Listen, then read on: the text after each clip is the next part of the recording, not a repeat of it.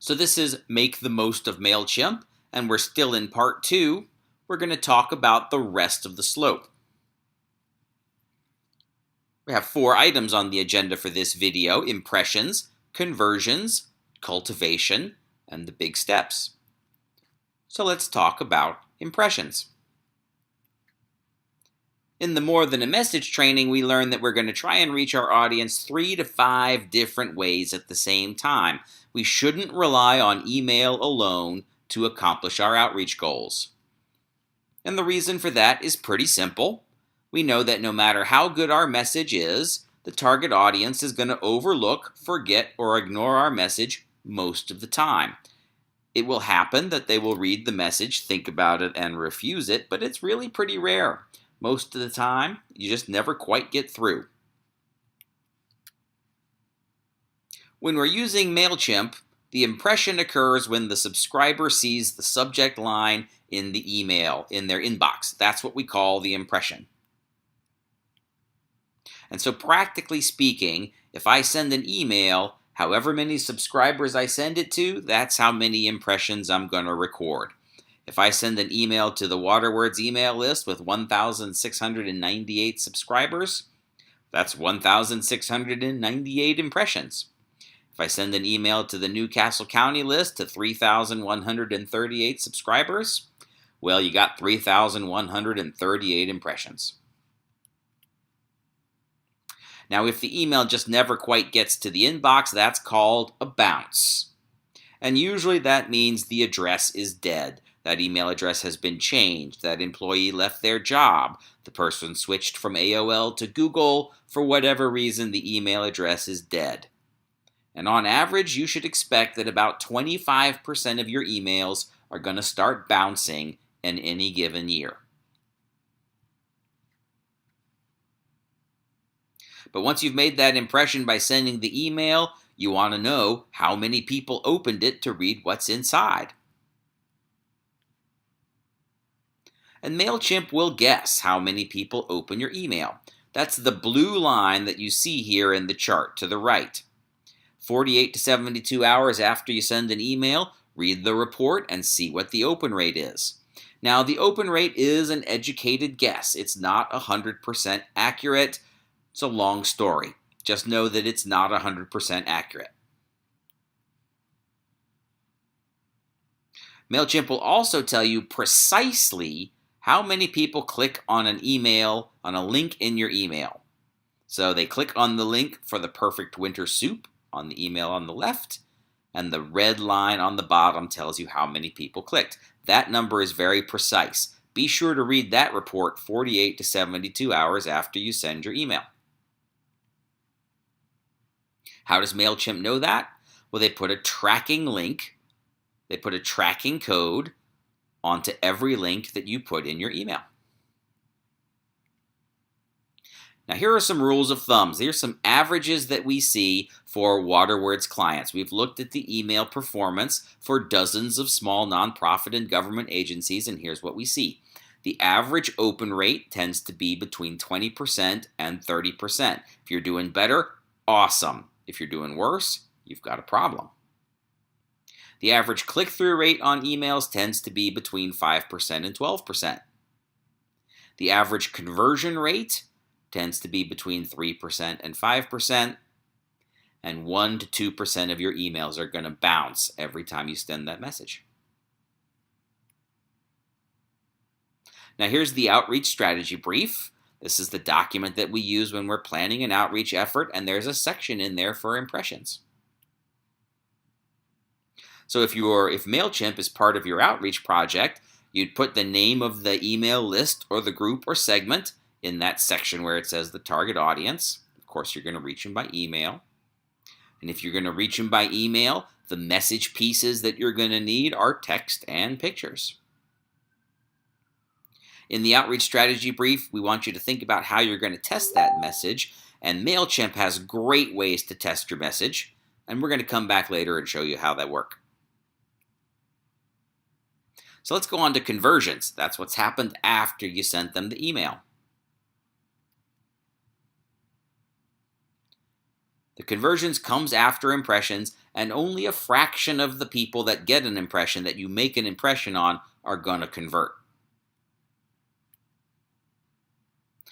Good Mailchimp emails contain links back to the landing page, and the landing page has the conversion opportunity.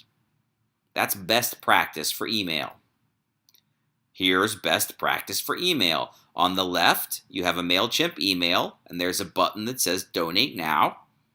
And that donate button takes you to a web page, a landing page, that's got a donation form on it. This is not best practice. Here's an email that says Nominate a Watershed Steward project. You click on the link, and what opens up is a PDF form. And they hope you're going to download the PDF form, print it out, write on the form, put it in an envelope, put a stamp on the envelope. The conversion rate's going to be a lot lower when you ask people to do all that. Here's an example of best practice. It's an application.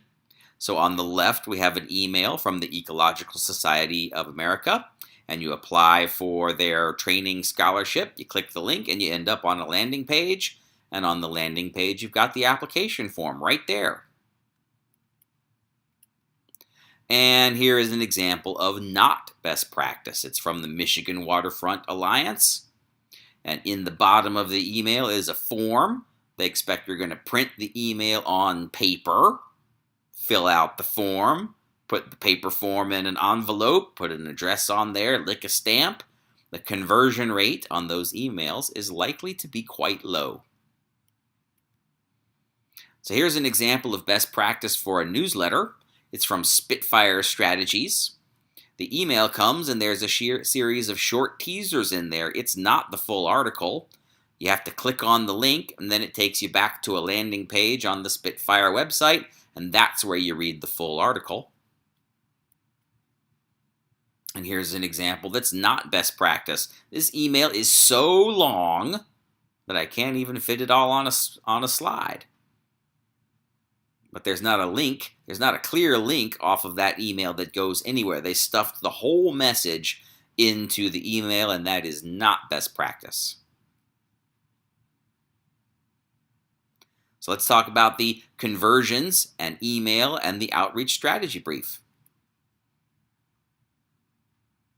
When you're filling out the outreach strategy brief and you're planning your outreach effort, you might describe that target audience as the name of a group, and the response is how they're going to, let's say government officials, the response is that they register for an event and you're going to record it in a spreadsheet. That's all terrific. But if you're a Mailchimp user, here becomes one of the main considerations. How do the emails find their way into Mailchimp? No matter what kind of outreach you're doing, no matter how you're doing your outreach, you're trying to get their email address, and you're trying to get that email address back into Mailchimp. And you're trying to get it back into Mailchimp so that you can begin with the cultivation. Most of the people that convert, however they convert, will agree to be cultivated. If they sign a petition, if they register for an event, if they enter a contest, if they make a donation, however they convert, they will probably agree to be cultivated. In the outreach strategy brief, there is a section on cultivation, and if you've ever worked with us on one of these documents, most of those cultivations were probably emails. They were follow-up emails. Here you see you've got a thank you email, and a follow-up message number 1, and a follow-up message number 2. We recommend that you cultivate with a burst of 3 to 5 email messages whenever somebody converts. And Mailchimp makes this really easy. The feature that they use is called the autoresponder, and that allows you to set up a series of emails that will automatically be delivered whenever somebody signs up. So whenever somebody converts, they'll get 3 to 5 cultivation emails in short order, and you won't have to do anything. And after that burst, you might be saying, well, how often should I stay in touch after that? And our recommendation is after the initial cultivation burst, you'd send an email every month to every quarter with newsletter articles and the occasional special edition for an event or a big announcement. And why are we doing all this? Well, there are some big things that we want. Those are the big steps that come at the end of the slope, the things that make a really big difference for conservation. Things like conservation easements, major donations to your organization, somebody taking the time to personally visit an elected official or taking the time to figure out how to change the way they run their farm, putting a BMP on their home or on their place of business, deciding that they're going to commit the time to join your board of directors, etc., etc., etc. We know that people are more likely to take these big steps if they have been on your email address for a while and they've decided that they like what the organization is doing. If you are cultivating skillfully with email, you can increase the likelihood that the subscribers will eventually choose to do these big steps. Skillful email cultivation helps your supporters develop familiarity and trust, and that leads to the big steps. And that is Make the Most of Mailchimp, Part 2, The Rest of the Slope.